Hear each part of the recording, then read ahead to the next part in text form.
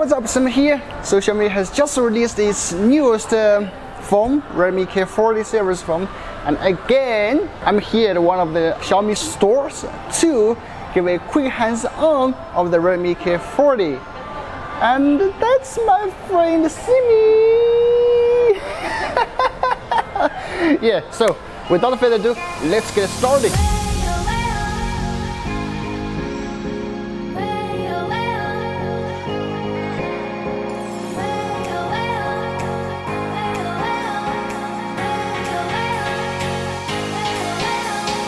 It supports up to 33 watt faster charging. The Redmi K40 sports a 6.67-inch E4 AMOLED Full HD Plus display with a 120Hz refresh rate, 300Hz touch response, a tiny 2.76 mm punch hole cutout, and a 3.5 mm slim bottom bezel.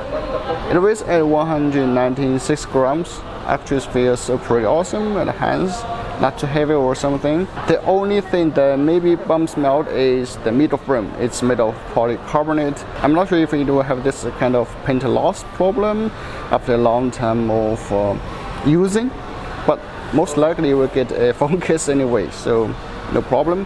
The phone is powered by the Qualcomm Snapdragon 870 paired with 8 GB RAM and up to 256 GB storage, and yeah, it supports a micro SD card expansion as well. As for the cameras, the Redmi K40 comes with a 48 megapixel primary sensor, an 8 megapixel wide-angle lens, and a 5 megapixel micro lens. There is a 20 megapixel camera on the front for selfies and video chats.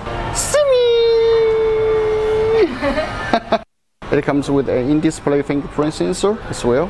The battery is 4520 mAh battery, and if you are curious to know how does this sound, since you know it supports Dolby, Atmos, those things, let's check out.